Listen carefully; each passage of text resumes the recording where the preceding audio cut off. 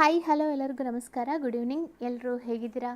So ನಾನು ಈಗಾಗಲೇ Lakshmikant sir ಅವರ ಇಂಡಿಯನ್ ಪಾಲಿಟಿ ಪುಸ್ತಕವನ್ನು ಕನ್ನಡ ಮಾಧ್ಯಮದ ವಿದ್ಯಾರ್ಥಿಗಳಿಗೆ ಅನುಕೂಲ ಆಗಲಿ ಅಂತ ಇಂಗ್ಲೀಷ್ನಿಂದ ನಾನು ಟ್ರಾನ್ಸ್ಲೇಟ್ ಮಾಡಿ ಪ್ರಮುಖವಾದಂಥ ಅಂಶಗಳನ್ನು ಹೇಳ್ತಾ ಇದ್ದೀನಿ.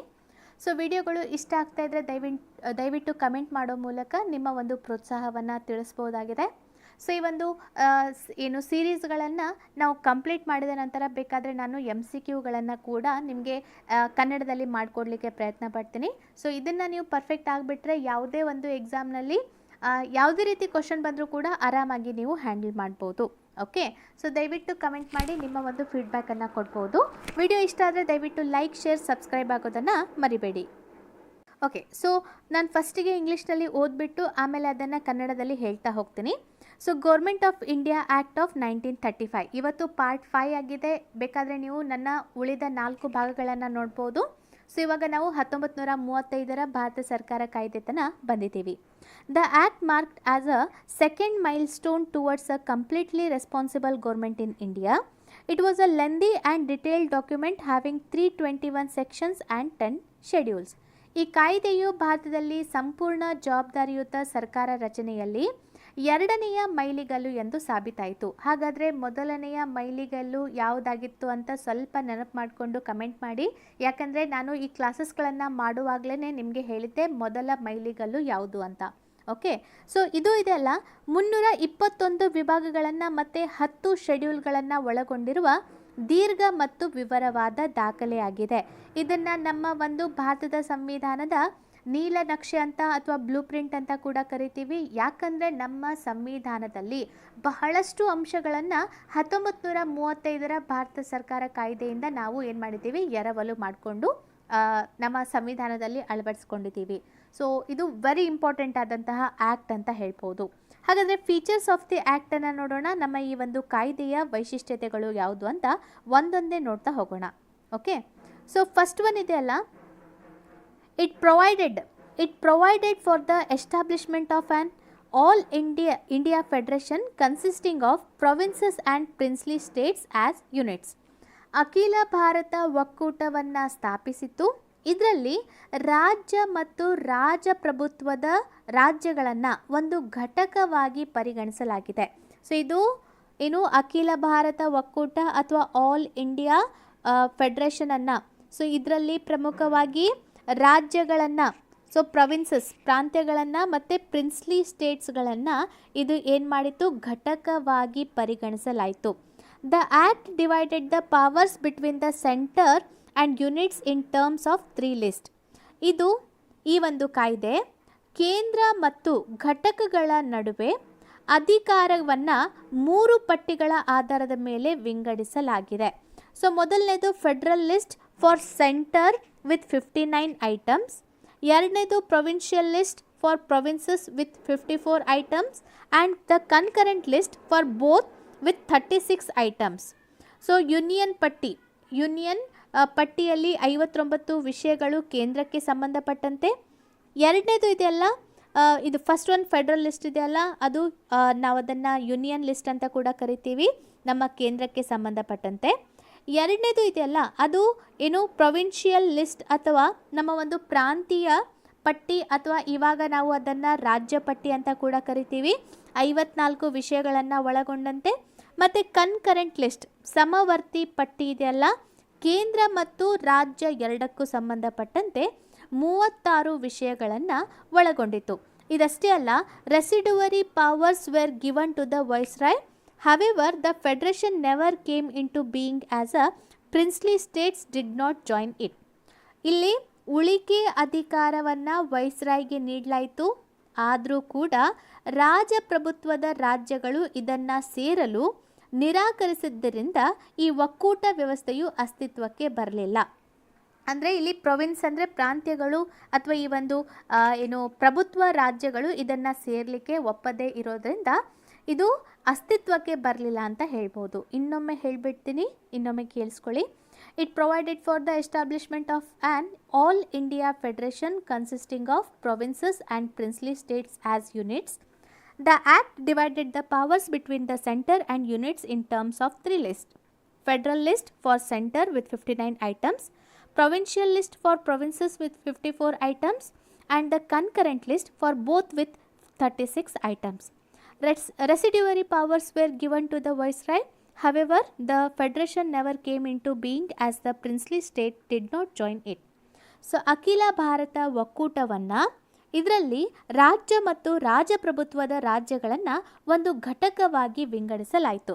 ಓಕೆ, ಸೊ ಆಮೇಲೆ ಈ ಒಂದು ಕಾಯ್ದೆಯು ಕೇಂದ್ರ ಮತ್ತು ಘಟಕಗಳ ನಡುವೆ ಅಧಿಕಾರವನ್ನು 3 ಪಟ್ಟಿಗಳ ಆಧಾರದ ಮೇಲೆ ವಿಂಗಡಿಸಿತು. ಮೊದಲನೇದು ಫೆಡರಲ್ ಲಿಸ್ಟ್ ಅಥವಾ ಅದನ್ನು ಯೂನಿಯನ್ ಲಿಸ್ಟ್ ಅಂತ ಕೂಡ ಕರಿತೀವಿ, 59 ವಿಷಯಗಳೊಂದಿಗೆ. ಪ್ರೊವಿನ್ಷಿಯಲ್ ಲಿಸ್ಟ್ ಅದನ್ನು ಪ್ರಾಂತೀಯ ಪಟ್ಟಿ 54 ವಿಷಯಗಳೊಂದಿಗೆ, ಮತ್ತು ಸಮವರ್ತಿ ಪಟ್ಟಿ ಕೇಂದ್ರ ಮತ್ತು ಪ್ರೊವಿನ್ಸ್ಗಳಿಗೆ ಸಂಬಂಧಪಟ್ಟಂತೆ 36 ವಿಷಯಗಳನ್ನು. ರೆಸಿಡುವರಿ ಉಳಿಕೆ ಅಧಿಕಾರವನ್ನು ವೈಸ್ರಾಯ್ಗೆ ನೀಡಲಾಯಿತು. ಆದರೂ ಕೂಡ ರಾಜಪ್ರಭುತ್ವದ ರಾಜ್ಯಗಳು ಇದನ್ನು ಸೇರಲು ನಿರಾಕರಿಸಿದ್ದರಿಂದ ಈ ಒಕ್ಕೂಟ ವ್ಯವಸ್ಥೆಯು ಅಸ್ತಿತ್ವಕ್ಕೆ ಬರಲಿಲ್ಲ. ಓಕೆ, ಸೊ ಸೆಕೆಂಡ್ ಪಾಯಿಂಟನ್ನು ನೋಡೋಣ. It abolished dyarchy in the provinces and introduce provincial autonomy in its place. ಈ ಪ್ರಾಂತ್ಯಗಳಲ್ಲಿನ ದ್ವಿಸರ್ಕಾರ ಅಥವಾ ಡಯಾರ್ಕಿ ವ್ಯವಸ್ಥೆಯನ್ನು ಕೊನೆಗೊಳಿಸಿತು ಮತ್ತು ಪ್ರಾಂತೀಯ ಸ್ವಾಯತ್ತತೆಯನ್ನು ಪರಿಚಯಿಸಿತು. The provinces were allowed to act as autonomous units of administration in their defined spheres. So ಇಲ್ಲಿ ರಾಜ್ಯಗಳು ತಮ್ಮ ವ್ಯಾಪ್ತಿಯಲ್ಲಿ ಉಳಿಯುವ ಮೂಲಕ ಸ್ವಾಯತ್ತವಾಗಿ 3 ಪ್ರತ್ಯೇಕ ಪ್ರದೇಶಗಳಲ್ಲಿ ಆಳ್ವಿಕೆ ನಡೆಸುವ ಹಕ್ಕನ್ನು ನೀಡಲಾಯಿತು. Moreover, the act introduced responsible government in provinces, that is, the governor was required to act with the advice of ministers responsible to the provincial legislature. So ಇಲ್ಲಿದೆಯಲ್ಲ, ಹೆಚ್ಚುವರಿಯಾಗಿ ಕಾಯ್ದೆಯು ರಾಜ್ಯಗಳಲ್ಲಿ ಜವಾಬ್ದಾರಿಯುತ ಸರ್ಕಾರವನ್ನು ಸ್ಥಾಪಿಸಿತು. ಅಂದರೆ ರಾಜ್ಯ ವಿಧಾನ ಪರಿಷತ್ತಿನ ಜವಾಬ್ದಾರಿಯುತ ಸಚಿವರ ಸಲಹೆಯ ಮೇರೆಗೆ ರಾಜ್ಯಪಾಲರು ಕಾರ್ಯನಿರ್ವಹಿಸಬೇಕಾಗಿತ್ತು. This came into effect in 1937 and was discontinued in 1939. ಈ ವ್ಯವಸ್ಥೆಯನ್ನು 1937ರಲ್ಲಿ ಪರಿಚಯಿಸಲಾಯಿತು ಮತ್ತು 1939ರಲ್ಲಿ ರದ್ದುಗೊಳಿಸಲಾಯಿತು. ಓಕೆ, ಇನ್ನೊಮ್ಮೆ ನೋಡ್ಕೊಳ್ಳೋಣ. It abolished dyarchy in the provinces and introduce provincial autonomy in its place. The provinces were allowed to act as autonomous units of administration in their defined sphere. Moreover, the act introduced responsible government in provinces, that is, the governor was required to act with the advice of ministers responsible to the provincial legislature. This came into effect in 1937 and was discontinued in 1939. ಪ್ರಾಂತ್ಯಗಳಲ್ಲಿ ದ್ವಿಸರ್ಕಾರ ಅಥವಾ diarchy ವ್ಯವಸ್ಥೆಯನ್ನು ಕೊನೆಗೊಳಿಸಲಾಯಿತು. ಪ್ರಾಂತೀಯ ಸ್ವಾಯತ್ತತೆಯನ್ನು ಪರಿಚಯಿಸಿತು. ರಾಜ್ಯಗಳು ತಮ್ಮ ವ್ಯಾಪ್ತಿಯಲ್ಲಿ ಉಳಿಯುವ ಮೂಲಕ ಸ್ವಾಯತ್ತವಾಗಿ ಪ್ರತ್ಯೇಕ ಪ್ರದೇಶಗಳಲ್ಲಿ ಆಳ್ವಿಕೆ ನಡೆಸುವ ಹಕ್ಕನ್ನು ನೀಡಲಾಯಿತು. ಹೆಚ್ಚುವರಿಯಾಗಿ ಕಾಯ್ದೆಯು ರಾಜ್ಯಗಳಲ್ಲಿ ಜವಾಬ್ದಾರಿಯುತ ಸರ್ಕಾರವನ್ನು ಸ್ಥಾಪಿಸಿತು. ಅಂದರೆ ರಾಜ್ಯ ವಿಧಾನ ಪರಿಷತ್ತಿನ ಜವಾಬ್ದಾರಿಯುತ ಸಚಿವರ ಸಲಹೆಯ ಮೇರೆಗೆ ರಾಜ್ಯಪಾಲರು ಕಾರ್ಯನಿರ್ವಹಿಸಬೇಕಾಗಿತ್ತು. ಸೊ ಈ ವ್ಯವಸ್ಥೆ 1937ರಲ್ಲಿ ಪರಿಚಯಿಸಲಾಯಿತು, ಆದರೆ 1939ರಲ್ಲಿ ಇದನ್ನು ರದ್ದುಗೊಳಿಸಲಾಯಿತು. ಓಕೆ, ಸೊ ಹಾಗಾದರೆ ಥರ್ಡ್ ಪಾಯಿಂಟನ್ನು ನೋಡೋಣ. ಥರ್ಡ್ ಪಾಯಿಂಟ್ ಏನು ಹೇಳುತ್ತೆ? It provided for the adoption of dyarchy at the centre. Consequently the federal subjects were divided into reserve subject and transferred subjects. However, this provision of the act did not come into operation at all. ಉಭಯ ಸರ್ಕಾರದ ವ್ಯವಸ್ಥೆಯನ್ನು ಕೇಂದ್ರದಲ್ಲಿ ಉಭಯ ಸರ್ಕಾರದ ವ್ಯವಸ್ಥೆಯನ್ನು ಪರಿಚಯಿಸಿತು. Federal ವಿಷಯಗಳನ್ನು ಸ್ಥಳಾಂತರಿಸಲಾಯಿತು. So federal subjects were divided into, so 2 ವಿಷಯಗಳಲ್ಲಿ ಅದನ್ನು ಏನು ಮಾಡಲಾಯಿತು? ಫೆಡರಲ್ ವಿಷಯಗಳನ್ನು 2 ವಿಭಾಗಗಳಲ್ಲಿ ಡಿವೈಡ್ ಮಾಡಲಾಯಿತು. ಮೊದಲನೇದು ರಿಸರ್ವ್ಡ್ ಸಬ್ಜೆಕ್ಟ್ಸ್ ಮತ್ತು ಇನ್ನೊಂದು ಟ್ರಾನ್ಸ್ಫರ್ಡ್ ಸಬ್ಜೆಕ್ಟ್ಸ್ ಅಂತ. ಮೀಸಲು ಪಟ್ಟಿ, ಇನ್ನೊಂದು ಇದೆಯಲ್ಲ ಟ್ರಾನ್ಸ್ಫರ್, ವರ್ಗಾವಣೆ ಮಾಡುವ ವಿಷಯಗಳು ಅಂತ 2 ರೀತಿಯಾಗಿ ಡಿವೈಡ್ ಮಾಡಲಾಯಿತು. ಈ ನಿಬಂಧನೆಯನ್ನು ಆದರೂ ಕೂಡ ಈ ಒಂದು ನಿಬಂಧನೆಯನ್ನು ಯಾವತ್ತೂ ಕೂಡ ಜಾರಿಗೊಳಿಸಲಾಗಲಿಲ್ಲ. ಇನ್ನೊಮ್ಮೆ ಹೇಳಿಬಿಡ್ತೀನಿ. It provided for the adoption of dyarchy at the centre. Consequently, the federal subjects were divided into reserved subject and transferred subject. However, this provision of the act did not come into operation at all. So ಉಭಯ ಸರ್ಕಾರ ವ್ಯವಸ್ಥೆಯನ್ನು ಏನು ಕೇಂದ್ರದಲ್ಲಿ ಪರಿಣಾಮಕಾರಿಯಾಗಿ ಪರಿಚಯಿಸಲು ನಿರ್ಣಯಿಸಲಾಯಿತು. ಮತ್ತು ಈ ಒಂದು ಫೆಡ್ರಲ್ ವಿಷಯಗಳನ್ನು ಎರಡು ರೀತಿಯಾಗಿ ಡಿವೈಡ್ ಮಾಡಬೇಕು ಅಂತ. ಮೊದಲನೇದು ಮೀಸಲು ಪಟ್ಟಿ, ಇನ್ನೊಂದು ವರ್ಗಾವಣೆ ಪಟ್ಟಿ ಅಂತ. ಆದರೂ ಕೂಡ ಈ ನಿಬಂಧನೆಯನ್ನು ಯಾವಾಗಲೂ ಕೂಡ ಜಾರಿಗೊಳಿಸಲಾಗಲಿಲ್ಲ. ಸೊ ಥರ್ಡ್ ಪಾಯಿಂಟ್ ಕ್ಲಿಯರ್ ಆಯಿತು. 4ನೇ ಪಾಯಿಂಟ್ ಹೋಗೋಣ. So it introduced bicameralism in 6 out of 11 provinces. Thus, the legislature of Bengal, Bombay, Madras, Bihar, Assam and the United Provinces were made bicameral, consisting of legislative council and a legislative assembly. However, many restrictions were placed on them.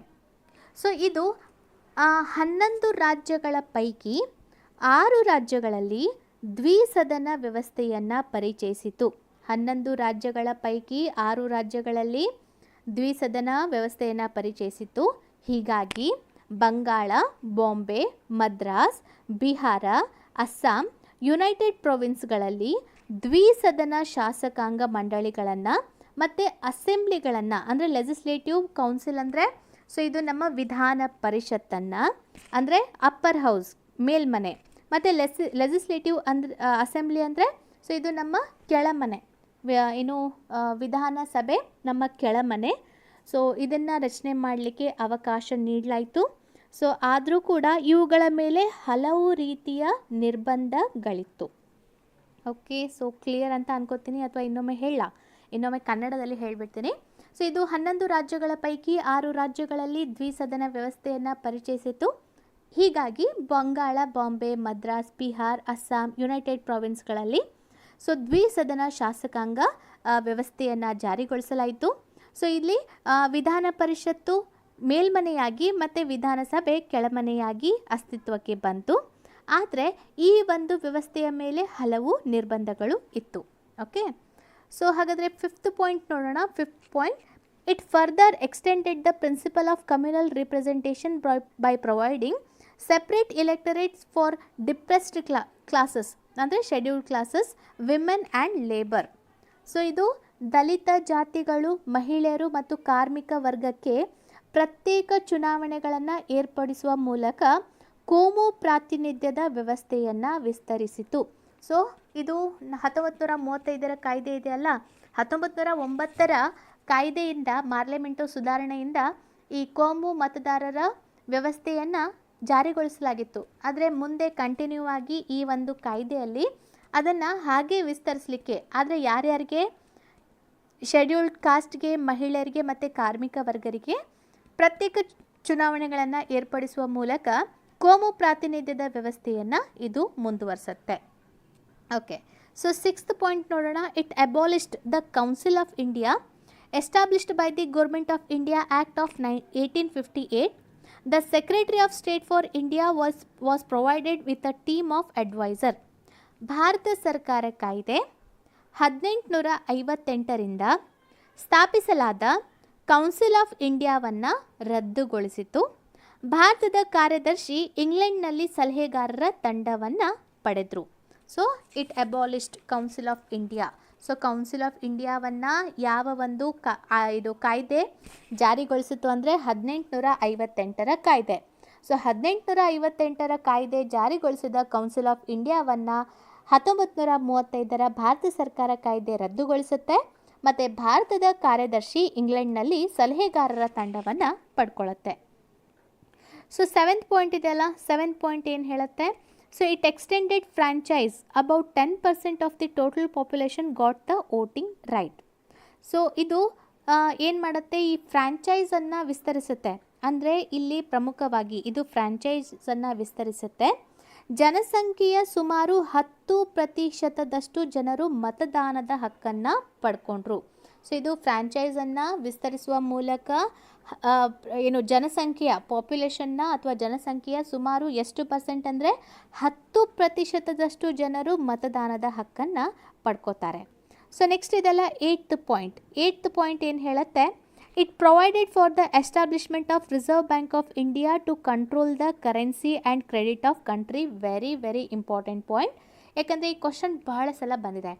So ಈ ಕಾಯ್ದೆಯ ಅಡಿಯಲ್ಲಿ ದೇಶದ currency ಮತ್ತು ಕ್ರೆಡಿಟನ್ನು ನಿಯಂತ್ರಿಸಲು ಭಾರತೀಯ reserve ಬ್ಯಾಂಕನ್ನು ಸ್ಥಾಪಿಸಲಾಯಿತು. So currency ಮತ್ತು ಕ್ರೆಡಿಟನ್ನು ನಿಯಂತ್ರಣ ಮಾಡಲಿಕ್ಕೋಸ್ಕರ ಭಾರತೀಯ ರಿಸರ್ವ್ ಬ್ಯಾಂಕನ್ನು ಸ್ಥಾಪಿಸಲಾಯಿತು. ಸೊ 9th ಪಾಯಿಂಟ್ ಏನು ಹೇಳುತ್ತೆ, it provided for the establishment of not only a federal public service commission but also a provincial public service commission and a joint public service commission for 2 or more provinces.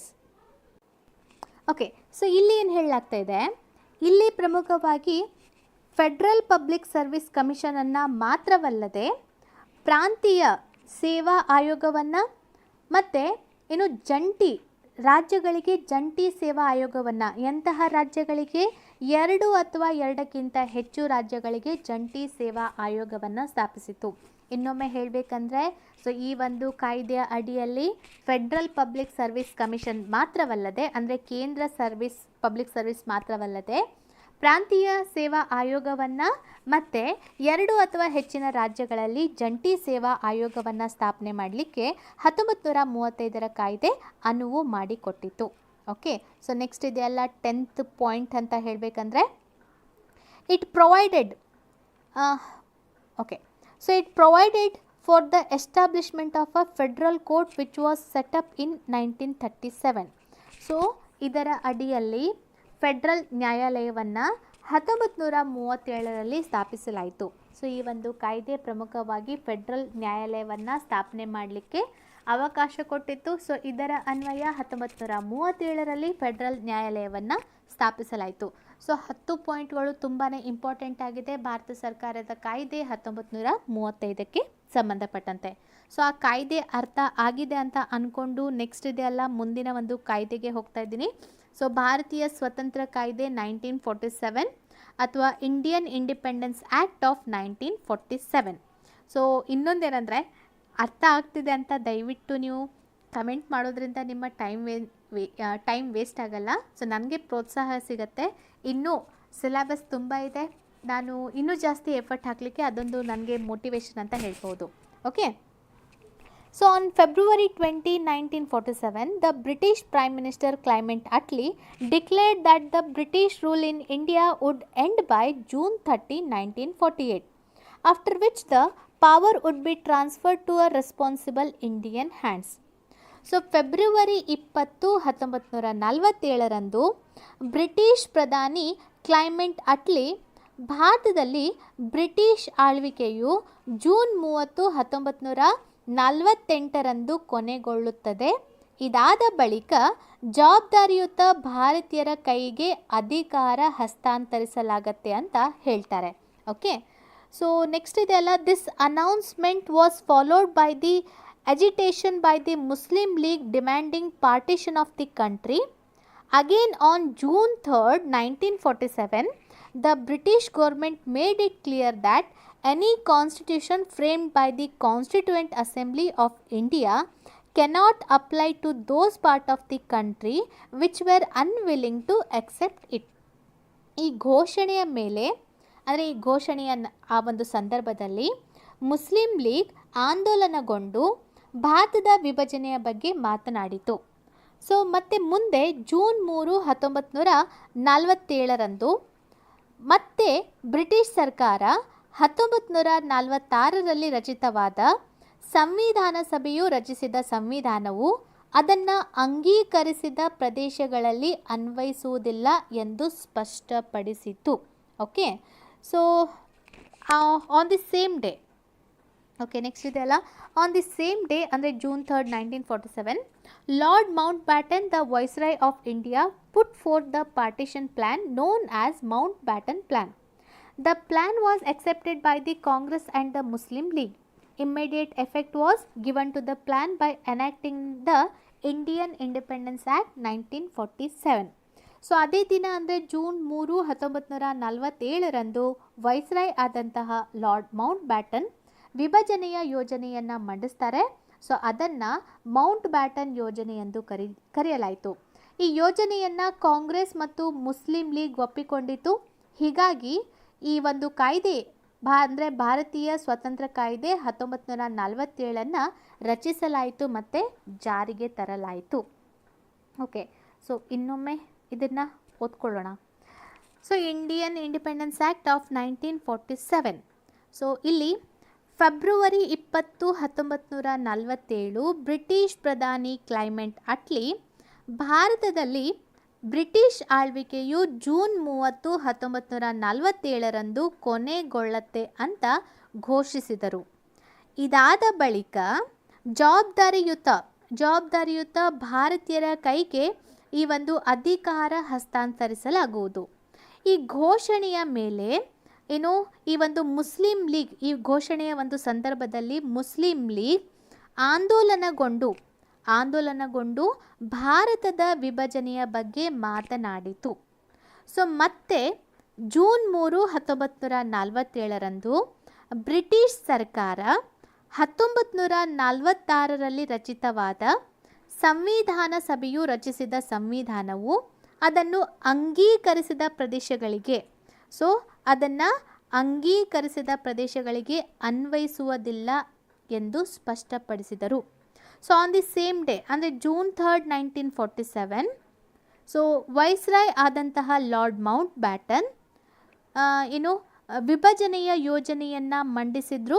ಅದನ್ನು lord Mount baton ಯೋಜನೆ ಎಂದು ಕರೆಯಲಾಯಿತು.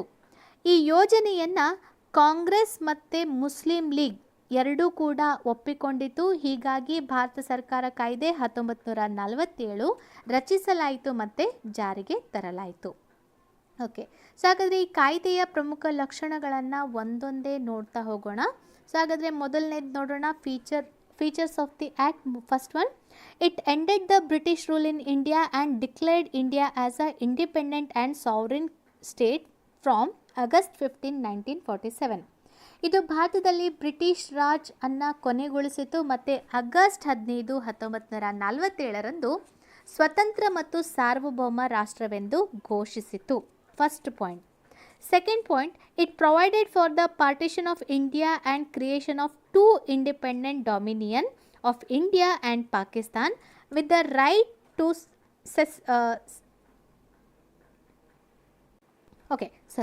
It provided for the partition of India and creation of 2 independent dominions of India and Pakistan with the right to secede from the British Commonwealth. So ಇಲ್ಲಿ ಇದೆಯಲ್ಲ, ಏನಂತ ಹೇಳಬೇಕಂದ್ರೆ ಇದು ಭಾರತವನ್ನು ಎರಡು ಸ್ವತಂತ್ರ ಪ್ರಭುತ್ವ ಸಾರ್ವಭೌಮಗಳಾಗಿ ವಿಂಗಡಿಸಿತು. ಸೊ ಇದರಲ್ಲಿ ಪ್ರಮುಖವಾಗಿ ಭಾರತ ಮತ್ತು ಪಾಕಿಸ್ತಾನ್ ರಾಷ್ಟ್ರಗಳನ್ನು ರಚಿಸಿದ್ರು ಮತ್ತು ಕಾಮನ್ವೆಲ್ತ್ ಪ್ರತ್ಯೇಕ ಇದರಿಂದ ಬ್ರಿಟಿಷ್ ಕಾಮನ್ವೆಲ್ತ್ ಪ್ರತ್ಯೇಕಗೊಳ್ಳುವ ಸ್ವಾತಂತ್ರ್ಯ ಇತ್ತು. ಸೊ ಇದು ಭಾರತವನ್ನು 2 ಸ್ವತಂತ್ರ ಪ್ರಭುತ್ವ ಸಾರ್ವಭೌಮಗಳಾಗಿ ವಿಂಗಡಿಸಿತು. ಸೊ ಬ್ರಿಟಿಷರು ಈ ಒಂದು ಭಾಗವನ್ನು ಭಾರತ ಮತ್ತು ಪಾಕಿಸ್ತಾನ್ ರಾಷ್ಟ್ರಗಳನ್ನು ರಚಿಸಿದ್ರು. ಬ್ರಿಟಿಷ್ ಕಾಮನ್ವೆಲ್ತ್ನಿಂದ ಪ್ರತ್ಯೇಕಗೊಳ್ಳುವ ಸ್ವಾತಂತ್ರ್ಯ ಇತ್ತು. ಸೊ ಇದು second point. So third point ನೋಡೋಣ. It abolished the office of Viceroy and provided for each dominion a Governor General who was to be appointed by the British King on the advice of the Dominion Cabinet. His Majesty's government in Britain was to have no responsibility with respect to the government of India or Pakistan. So ಇದು viceroy ಕಚೇರಿಯನ್ನು ರದ್ದುಗೊಳಿಸಿತು ಮತ್ತು ಅದರ ಸ್ಥಾನದಲ್ಲಿ governor general ಕಚೇರಿಯನ್ನು 2 dominion ರಾಜ್ಯಗಳಲ್ಲಿ ರಚಿಸಿತು. ಅದಷ್ಟೇ ಅಲ್ಲ, ಹೊಸ ರಾಷ್ಟ್ರದ ಕ್ಯಾಬಿನೆಟ್ನ ಶಿಫಾರಸಿನ ಮೇರೆಗೆ ಬ್ರಿಟನ್ ಕ್ರೌನ್ ನೇಮಕ ಮಾಡಿತು. ಆದರೆ ಇಲ್ಲಿ ಇದೆಲ್ಲ ಇಂಪಾರ್ಟೆಂಟ್ ಏನಂದರೆ ಬ್ರಿಟಿಷ್ ಸರ್ಕಾರಕ್ಕೆ ಅವರ ಮೇಲೆ ನಿಯಂತ್ರಣ ಇರಲಿಲ್ಲ. ಸೊ ಅದರ ಮೇಲೆ ಬ್ರಿಟಿಷ್ ಸರ್ಕಾರದ ಯಾವುದೇ ಒಂದು ನಿಯಂತ್ರಣ ಇರಲಿಲ್ಲ ಅಂತ ಹೇಳ್ಬೋದು. ಓಕೆ, ಸೊ ಫೋರ್ತ್ ಪಾಯಿಂಟ್ ನೋಡೋಣ. It empowered constituent assemblies of the 2 dominions to frame and adopt any constitution for their respective nations and to repeal any act of the British parliament including the independence act itself. 2 dominion ರಾಜ್ಯಗಳ ಸಂವಿಧಾನದ ಅಸೆಂಬ್ಲಿಗಳಿಗೆ ತಮ್ಮ ದೇಶಗಳ ಸಂವಿಧಾನವನ್ನು ಮಾಡಲು ಮತ್ತು ಅದಕ್ಕಾಗಿ ಯಾವುದೇ ದೇಶದ ಸಂವಿಧಾನವನ್ನು ಅಳವಡಿಸಿಕೊಳ್ಳುವ ಅಧಿಕಾರವನ್ನು ನೀಡಿತು. ಸೊ ಅಸೆಂಬ್ಲಿಗಳು ಯಾವುದೇ ಬ್ರಿಟಿಷ್ ಕಾನೂನನ್ನು ರದ್ದುಗೊಳಿಸುವ ಕಾನೂನು ಮಾಡುವ ಅಧಿಕಾರವನ್ನು ಹೊಂದಿತ್ತು. ಸ್ವತಂತ್ರ ಕಾಯ್ದೆಯನ್ನು ರದ್ದುಗೊಳಿಸುವ ಹಕ್ಕನ್ನು ಸಹ ಹೊಂದಿತ್ತು. Okay, so it empowered the constituent assemblies of the two dominions to frame and adopt any constitution for their respective nation and to repeal any act of the British Parliament including the Independence Act itself. So ಎರಡು dominion ರಾಜ್ಯಗಳ ಸಂವಿಧಾನದ ಅಸೆಂಬ್ಲಿಗಳಿಗೆ ತಮ್ಮ ದೇಶಗಳ ಸಂವಿಧಾನವನ್ನು ಮಾಡಲು ಮತ್ತು ಅದಕ್ಕಾಗಿ ಯಾವುದೇ ದೇಶದ ಸಂವಿಧಾನವನ್ನು ಅಳವಡಿಸಿಕೊಳ್ಳುವ ಅಧಿಕಾರವನ್ನು ನೀಡಿತು. ಸೊ ಈ ಅಸೆಂಬ್ಲಿಗಳು ಯಾವುದೇ ಬ್ರಿಟಿಷ್ ಕಾನೂನನ್ನು ರದ್ದುಗೊಳಿಸಲು ಕಾನೂನು ಅಧಿಕಾರವನ್ನು ಹೊಂದಿತ್ತು. ಸೊ ಇದರಲ್ಲಿ ಸ್ವತಂತ್ರ ಕಾಯ್ದೆಯನ್ನು ಕೂಡ ರದ್ದುಗೊಳಿಸುವ ಹಕ್ಕನ್ನು ಈ ಎರಡೂ ಡೊಮಿನಿಯನ್ಗಳಿಗೆ ನೀಡಿತು. Okay, so fifth point, it empowered the constituent assembly of the both dominions to legislate for their respective territories till the new constitution were drafted and enforced. No act of the British Parliament passed after August 15, 1947 was to extend to either of the new dominions unless it was extended thereto by a law of the legislature of the dominion. So ಇದನ್ನು ಸ್ವಲ್ಪ ನಿಧಾನಕ್ಕೆ ಹೇಳ್ತೀನಿ. So ದೊಡ್ಡ point ಇದೆ. So ಎರಡೂ dominion ರಾಜ್ಯಗಳ ಸಂವಿಧಾನಿಕ ಅಸೆಂಬ್ಲಿಗಳ ಹೊಸ ಸಂವಿಧಾನವನ್ನು ರಚಿಸುವವರೆಗೆ, ಸೊ ಅವಾಗ ಪಾರ್ಟಿಷನ್ ಆಯ್ತಲ್ಲ ಭಾರತ ಮತ್ತು ಪಾಕಿಸ್ತಾನ ಅಂತ, ಸೊ ಎರಡೂ ಒಂದು ದೇಶಗಳು ತಮ್ಮ ಹೊಸ ಸಂವಿಧಾನವನ್ನು ರಚಿಸುವವರೆಗೆ ಅಥವಾ ಅದನ್ನು ಕಾರ್ಯಗತಗೊಳಿಸುವವರೆಗೆ ಅವರು ತಮ್ಮ ಪ್ರಾಂತ್ಯಗಳಿಗೆ ಅಸೆಂಬ್ಲಿಗಳನ್ನು ರಚಿಸಬಹುದು ಎಂಬ ಅಧಿಕಾರವನ್ನು ನೀಡಲಾಯಿತು. ಇದಷ್ಟೇ ಅಲ್ಲ, ಆಗಸ್ಟ್ 15, 1947 ನಂತರ ಬ್ರಿಟಿಷ್ ಸಂಸತ್ತು ಅಂಗೀಕರಿಸಿದ ಯಾವುದೇ ಕಾಯ್ದೆಯು ಎರಡೂ ಡೊಮಿನಿಯನ್ಗಳು ಈ ಕಾನೂನನ್ನು ಅನುಸರಿಸಲು ಕಾನೂನುಗಳನ್ನು ಮಾಡುವವರೆಗೆ ಎರಡೂ ಡೊಮಿನಿಯನ್ಗಳಿಗೆ ಅನ್ವಯಿಸೋದಿಲ್ಲ. ಅಂದರೆ ಇಲ್ಲಿವರೆಗೆ ಇದ್ದಂತಹ ಬ್ರಿಟಿಷರ ಕಾನೂನುಗಳು ಈ ಎರಡೂ ಸ್ವತಂತ್ರವಾದಂತಹ ಡೊಮಿನಿಯನ್ಗಳಿಗೆ ಅನ್ವಯಿಸೋದಿಲ್ಲ. ಸೊ ಅವರು ತಮ್ಮ ಸಂವಿಧಾನವನ್ನು ರಚನೆ ಮಾಡ್ಬೋದು, ಯಾವಾಗ ಬೇಕಾದರೂ ಕಾರ್ಯಗತಗೊಳಿಸ್ಬೋದು, ಅಲ್ಲಿಯವರೆಗೆ ಈ ಹಿಂದಿನ ಕಾನೂನುಗಳನ್ನು ಕಂಟಿನ್ಯೂ ಮಾಡಬೇಕು ಅಂತ ಎಲ್ಲಿಯೂ ಕೂಡ ರೂಲ್ಸ್ ಇಲ್ಲ ಅಂತ ಹೇಳಲಾಯಿತು. ಓಕೆ, ಸೊ ಸಿಕ್ಸ್ತ್ ಪಾಯಿಂಟ್ ನೋಡೋಣ. ಸೊ ಸಿಕ್ಸ್ತ್ ಪಾಯಿಂಟ್ ಏನು ಹೇಳುತ್ತೆ, it abolished the office of the secretary of state for India and transferred his functions to the secretary of state for commonwealth affairs. ಈ ಕಾನೂನು ಬ್ರಿಟನ್ನಲ್ಲಿ ಭಾರತದ ಕಾರ್ಯದರ್ಶಿ ಹುದ್ದೆಯನ್ನು ರದ್ದುಗೊಳಿಸಿತು. ಅದರ ಎಲ್ಲ ಅಧಿಕಾರಗಳನ್ನು ಕಾಮನ್ವೆಲ್ತ್ ವ್ಯವಹಾರಗಳ ಕಾರ್ಯದರ್ಶಿಗೆ ವರ್ಗಾಯಿಸಲಾಯಿತು. ಸೊ ಸಿಂಪಲ್ ಇದೆ. ಸೊ ಏನು, it abolished the office of the secretary of state for India and transferred his functions to the secretary of state for commonwealth affairs. So ಈ ಕಾನೂನು ಬ್ರಿಟನ್ನಲ್ಲಿ ಭಾರತದ ಕಾರ್ಯದರ್ಶಿ ಹುದ್ದೆಯನ್ನು ರದ್ದುಗೊಳಿಸುತ್ತೆ.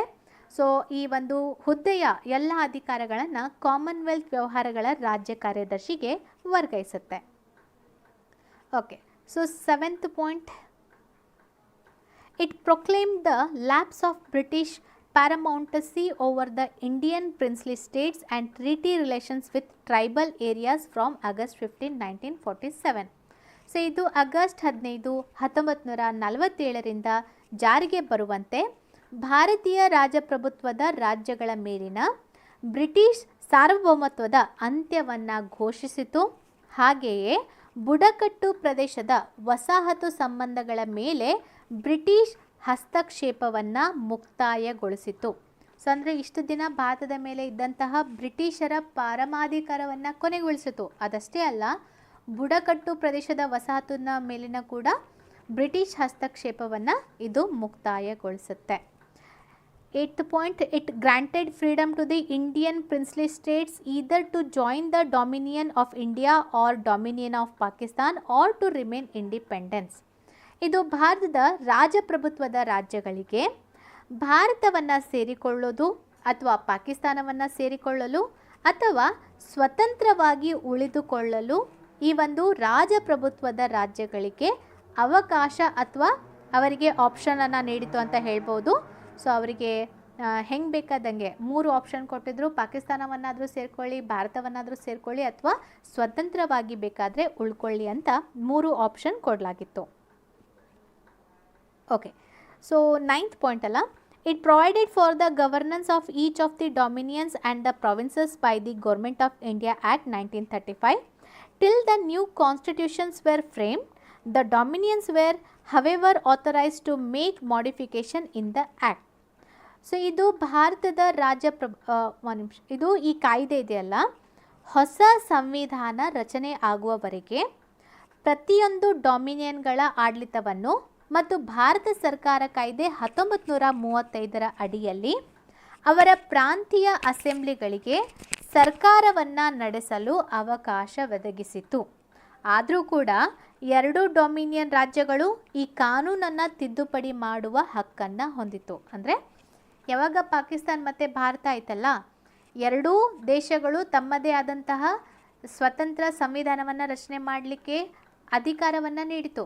ಸೊ ಎಲ್ಲಿವರೆಗೆ ಸಂವಿಧಾನ ಆಗುತ್ತೆ ಅಲ್ಲಿವರೆಗೆ ಭಾರತ ಸರ್ಕಾರ ಕಾಯ್ದೆ 1935ರ ಅಡಿಯಲ್ಲಿ ಸೊ ಪ್ರಾಂತೀಯ ಅಸೆಂಬ್ಲಿಗಳು ಸರ್ಕಾರವನ್ನು ನಡೆಸ್ಕೊಂಡು ಹೋಗಬೇಕು ಅಂತ ಅವಕಾಶ ಕೊಟ್ಟಿತ್ತು. ಇದಷ್ಟೇ ಅಲ್ಲ, 2 ಸ್ವತಂತ್ರ ಡೊಮಿನಿಯನ್ಗಳು ಅಂದರೆ ಭಾರತ ಮತ್ತು ಪಾಕಿಸ್ತಾನ ರಾಜ್ಯಗಳು ಈ ಕಾನೂನನ್ನು ತಿದ್ದುಪಡಿ ಮಾಡಲಿಕ್ಕೂ ಕೂಡ ಅವರಿಗೆ ಹಕ್ಕನ್ನು ನೀಡಲಾಯಿತು.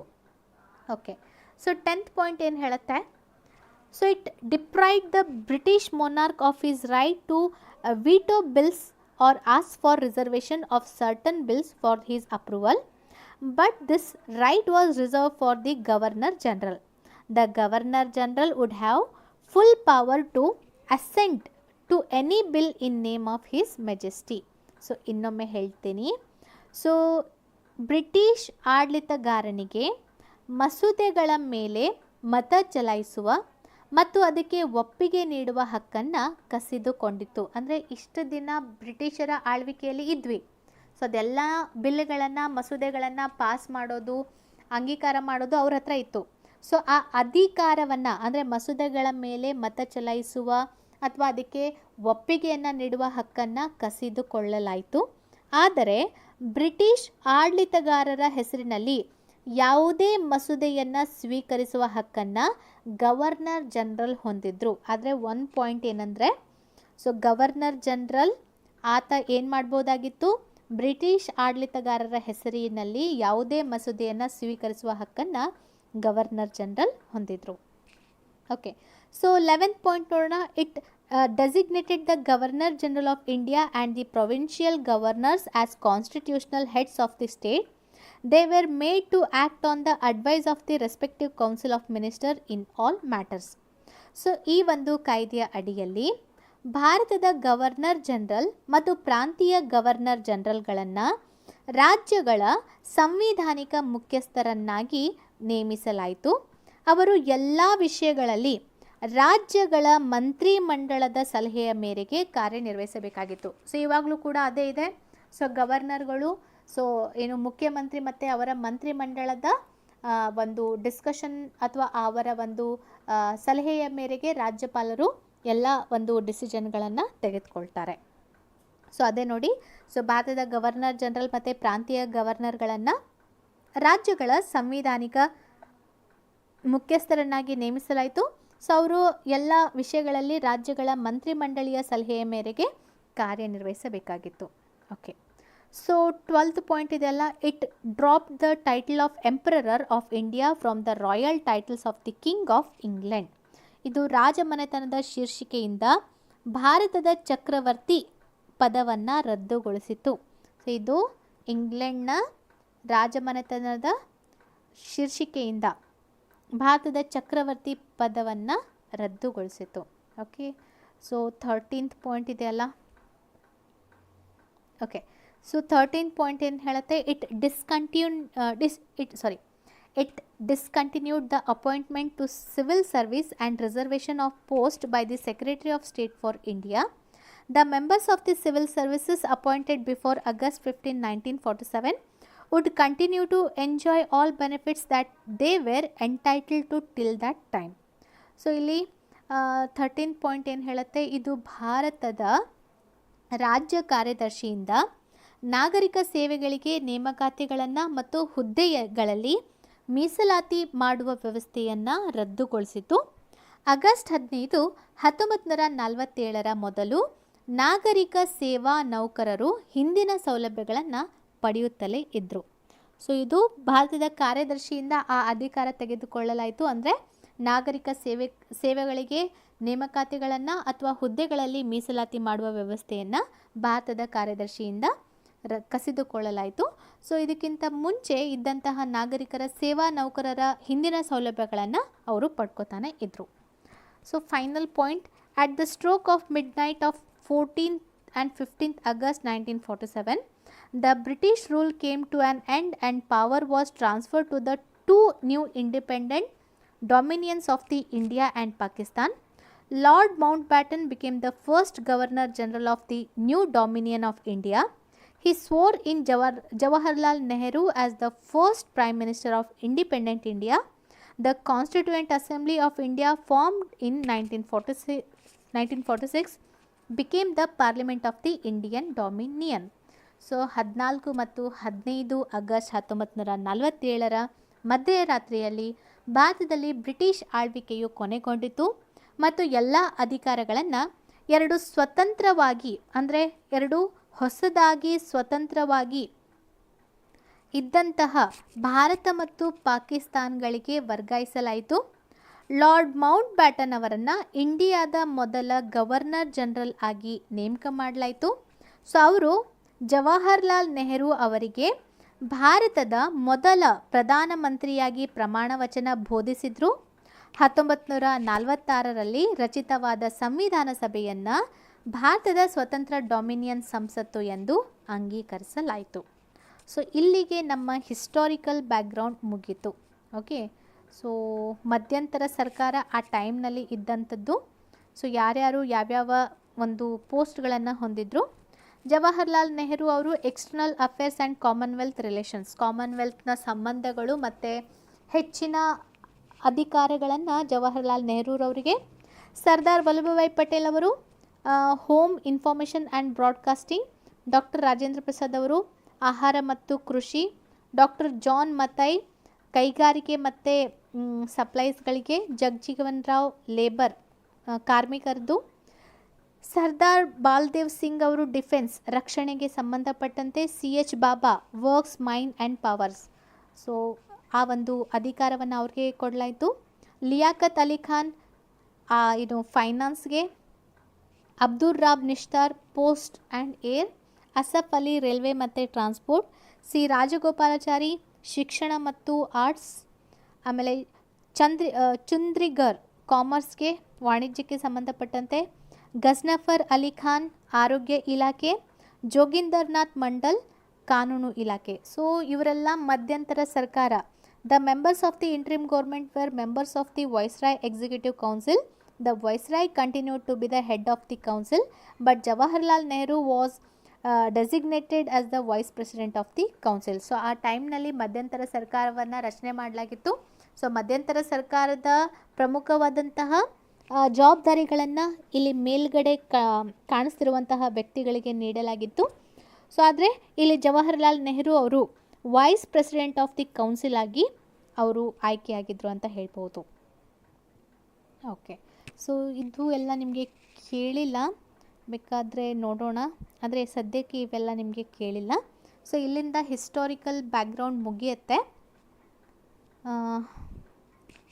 ನಾಳೆಯಿಂದ ನೆಕ್ಸ್ಟ್ ಕ್ಲಾಸ್ ಕಂಟಿನ್ಯೂ ಮಾಡ್ತೀನಿ. So first chapter historical background ಇದೆಯಲ್ಲ, ಅಥವಾ ಐತಿಹಾಸಿಕ ಹಿನ್ನೆಲೆ, ಇವತ್ತಿಗೆ ಅಂದರೆ ಪಾರ್ಟ್ 5ನಲ್ಲಿ ಮುಕ್ತಾಯ ಆಗುತ್ತೆ. ಸೊ ನೀವು ಎಲ್ಲ ಪಾರ್ಟ್ಗಳನ್ನು ನೋಡ್ಬೋದು.